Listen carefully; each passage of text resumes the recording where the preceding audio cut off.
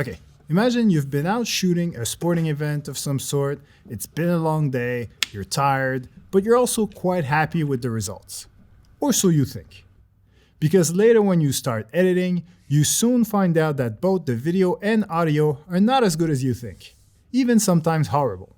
But the good news is you're not alone in this situation and there are ways to fix both your video and audio in post, so let's have a look at those right now. As you may or may not know, my name is E and I'm a professional sports videographer.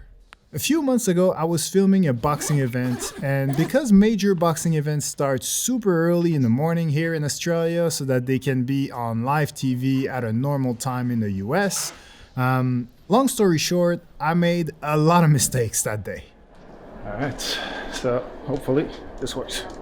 So today we're gonna attempt to fix a bunch of obvious mistakes I made while filming that morning, like shaky footage, blurry footage, bad colors, and even bad audio.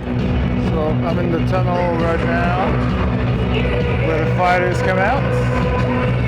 I don't know if I'm going to use this bit because AC/DC is notorious to block YouTube videos. By the way, you definitely want to stick around for the audio part a bit later on in this video because I'm going to show you how I was able to remove that AC/DC music completely without even affecting the sound of my voice. So yeah, make sure you stick around, but for now, let's start with the video side of things. More specifically, how to make a slightly out of focus shot go from this to that. Ooh. Okay, so inside Premiere Pro, what I want to do is look for an effect called Unsharp Mask and apply it to my clip. And yes, I know that Unsharp Mask doesn't sound like the right effect for this, but trust me, it is. Now, let's go in the effect controls and start by pushing the amount setting way up. Obviously, every situation is different, but for this clip specifically, I think around 400 should do it. And then I'm also gonna adjust the radius to about, 4 should be good. Keep in mind that this is never gonna be as perfect as if the shot was in focus to begin with. So typically, I save this effect for shorter clips of crucial goals and crucial catches and things like that that unfortunately I didn't get quite in focus. So anyway, if we go back to our clip, so far I applied the effect to the whole image, which doesn't look great because in this case, it's really just Michael Buffer's face that we want to see in focus.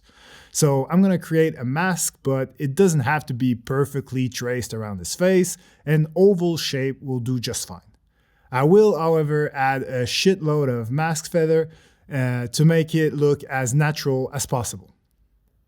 And now the last thing I'm gonna do is track the mask to his face through the entire clip by making sure I'm at the start of my clip on my timeline and then pressing the play button right here. And that's it. As I said, it's not perfect, but it's much better than the raw footage. And at full speed on a short clip like this, no one's gonna notice. When it comes to shaky footage like this clip right here, there are two methods that I recommend. The first one is the easy but less reliable one inside Premiere Pro. It's an effect called Warp Stabilizer, which is very hit and miss depending on how shaky the footage is and how much movement there is in the shot itself. So once I apply the effect on my clip, if I'm lucky, the only setting I need to change is the smoothness, which I always take way down to somewhere between 3 and 10%. Because anything higher than that, the effect is going to zoom into your shot way too much and it's just not a good look in my opinion. In this case, the result is actually not that bad. There's not too much wobbling going on. Otherwise, sometimes if there is a lot of wobble, I go to the advanced menu, check detailed analysis, and change the rolling shutter ripple to enhanced reduction. But my favorite way to stabilize footage by far is with a free software called ARTLIST Browse. But the major caveat with that one though is that it only works with footage that comes from Sony camera models that came out in 2020 or after. Basically, Sony cameras that produce gyroscopic metadata. I already made a video on this channel about this software, so I'm not going to talk about it in great detail today, but if we open the same clip in Catalyst Browse and proceed to stabilize it there, you'll notice that the fluidity of the stabilization is much more natural. So bottom line, if you have a Sony camera that produces gyroscopic metadata, which is what this free software uses to stabilize footage, then definitely look into Catalyst Browse. But if you don't, try to be as stable as possible when filming, because stabilizing effects in Premiere Pro, Final Cut, and others can only go so far. Another issue I had during that shoot was with my white balance, specifically when I was filming the action inside the ring. The white balance on my camera was set to the daylight preset, which was fine for everywhere else in the arena, but in the ring, the lights were different and made my image look blue. And in case you're wondering why I didn't simply use automatic white balance, well, it's because I never do. I don't because on auto, your colors are constantly changing, which means that when you're color correcting later on, you're gonna have to literally do it shot by shot because they can all be potentially slightly different from each other. In this case, it's a much easier fix because I know for a fact that all my ring action is filmed in the exact same conditions at the exact same color temperature. So what I'm going to do is add an adjustment layer over my entire fight scene, select that layer, and open the Lumetri color window. Then I'm going to use the white balance color picker and click on something white like the shorts of Mr. Ferocious Cambosis. I never fully trust the color picker though, so I always make my own little adjustments, and in this case I'm also going to add some saturation. And lastly, I'm also going to make sure that the exposure is right by opening my Lumetri scope window, adjusting the white level to 100, the black level to almost 0, and I'm just going to touch up the highlights and the shadows a little bit. And voila! All my boxing action is now looking spectacular.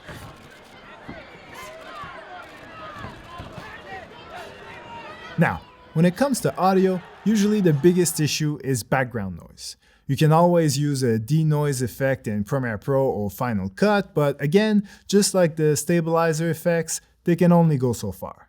Which brings me to the sponsor of this video, lalal.ai. lalal.ai is a web-based vocal remover and music source separation service. And their voice cleaner tool is amazing. It's basically an AI-powered background music removal and noise cancellation technology. So you know how when you're at the sporting event and there's a lot of music in the background, a lot of crowd noise, it can get very difficult to record interviews and sound bites. And not only that, but if you post a said interview on YouTube, you can get flagged for copyright claims because of that music and potentially lose a lot of money. I know because it used to happen to me all the time when I was covering the UFC.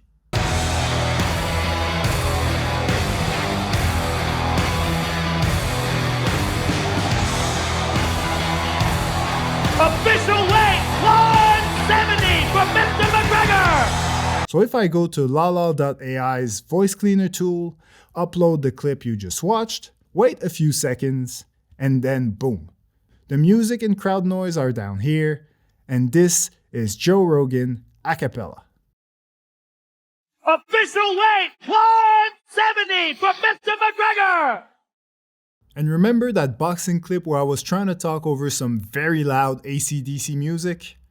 Well, here's the finished product. So I'm in the tunnel right now where the fighters come out. Now I can leave it as is or add some copyright-free music that I know won't get flagged on YouTube. And that, to me, is beautiful.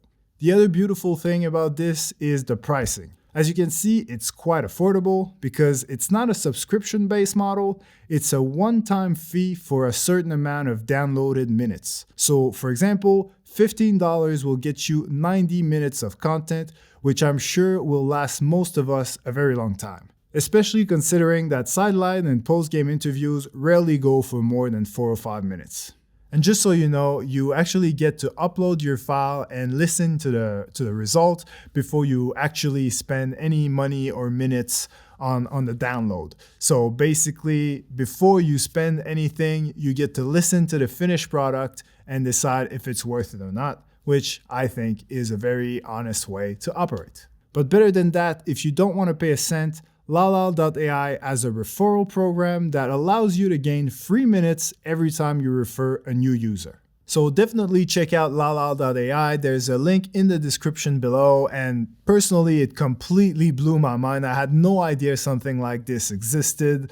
I'm only talking about it from a sports videography perspective today, but this thing can literally extract vocals from a music track and separate all the instruments, like very powerful stuff. By the way, before I let you go, I just wanted to mention that if your exposure or your white balance or even your focus is too far gone for the tips that I gave you today, you can always go the other way with it and embrace those mistakes to make a style out of them. For example, if your colors are all over the place, you can use LUTs to create some sort of grungy, weird look with it. And if your footage is underexposed and pushing up the brightness in post introduces a lot of noise, you can add film grain and film burn overlays to turn a mistake into a creative masterpiece. Anyway, that was a lot of information, so I hope you guys learned at least one thing from me today. Please let me know in the comments if you did actually, and if you didn't, then maybe consider giving me a second chance by clicking on the thumbnail on your screen right now, and I'll see you guys there.